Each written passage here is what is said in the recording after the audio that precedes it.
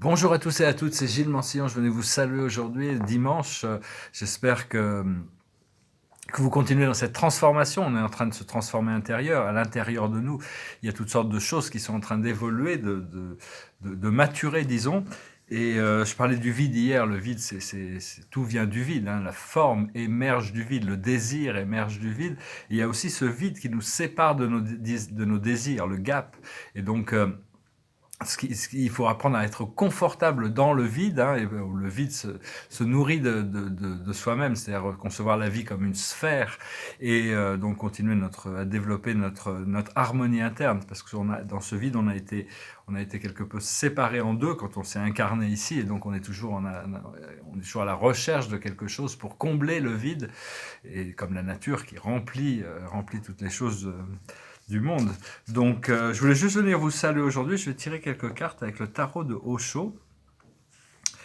Et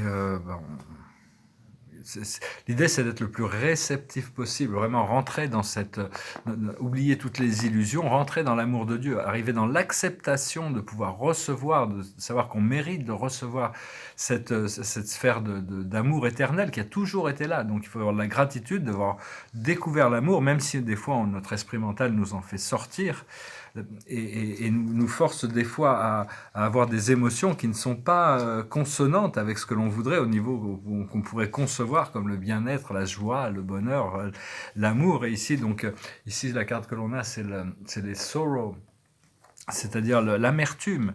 C'est-à-dire c'est encore une période où on a besoin de travailler sur notre guérison, hein. On est toujours en train de se compléter, arriver à accepter toutes ces parties de nous-mêmes qui sont imparfaites et arriver à s'aimer quand même soi-même. À partir de là, on va trouver nous sommes le monde, c'est-à-dire la connexion au monde, les ouvertures des portes du monde. Autour de ça, il y a la politique. C'est-à-dire c'est un serpent qui met un beau visage devant pour qu'on croie qu'il est beau. Donc il faut arriver à voir les choses derrière la scène, derrière la façade, savoir que bon, il faut essayer d'être sincère, le plus sincère possible, et de ne pas se laisser décevoir, de rentrer dans la déception du monde, tel que les médias principalement peuvent vouloir nous enseigner. À partir de ce moment-là, on trouve l'intégration. L'intégration va venir nous refléter. Une fois qu'on arrive à voir derrière les masques vont tomber. Et il faut nous-mêmes essayer d'oublier ce masque, plus porter le masque de l'ego, mais être nous-mêmes, être notre vérité, Dieu incarné. On est tous des fragments de l'infini qui se sont incarnés pour continuer à étudier la vie. C'est ce que l'on fait ici, c'est étudier la vie. Et donc, ce que l'on voit devant nous, c'est quelqu'un qui ici s'appelle schizophrénie, mais moi je vois plutôt ça comme une dichotomie. C'est-à-dire on est tiré dans deux directions différentes. Il y a des parties de nous-mêmes qui veulent aller à droite, des parties de nous-mêmes qui veulent aller à gauche.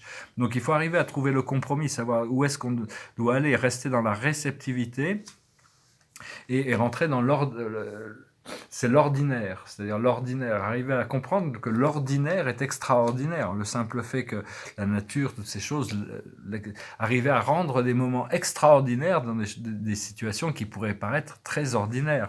Dans notre subconscient, on a le rêve, on a cultivé ce rêve, on a ces visions, cet idéal aussi d'un partenaire parfait, on a déjà des intuitions, on peut déjà essayer de penser se retrouver, c'était l'idée de se retrouver...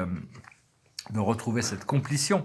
Et là, actuellement, la situation, c'est la créativité, c'est la mère terre, c'est la mère nature, c'est aussi l'état de réceptivité, l'état d'universalité. Mais enfin, il faut utiliser ces moments de bien-être. L'esprit me dit qu'il faut que je vais peindre, donc c'est déjà une bonne nouvelle, parce que bon, ça me manque un peu de pas peindre. Pour ceux qui me connaissent un peu, je suis artiste peintre quand même, ça fait partie de mes attributions. Et ce qui arrive dans le futur immédiat, c'est la patience. On n'a pas le choix, on développe un peu la patience, hein. On est obligé on n'a pas le choix que des fois que d'attendre, de rester dans ce vide, ce vide où il y a beaucoup d'incertitudes parce que les choses ne sont pas solidifiées. Donc il faut arriver à développer la foi et la confiance. Dans cette situation, on est le Thunderbolt, c'est vraiment la maison de Dieu qui explose. C'est-à-dire que toutes ces choses anciennes qui ne sont plus voulues doivent disparaître. On ne peut plus s'attacher à ces choses qui étaient confortables dans le passé, mais qui ne le sont plus pour notre plus haut bien dans le présent actuellement. Donc la voie, la force qui arrive, c'est la confiance. On va pouvoir se jeter du haut de la falaise et en confiance. Parce que ce qui arrive du monde extérieur, c'est la totalité. Ici, c'est l'attention totale, c'est-à-dire on a besoin de notre ascension totale. Quelqu'un qui fait ce genre d'exercice sur les trapèzes doit avoir son attention totale.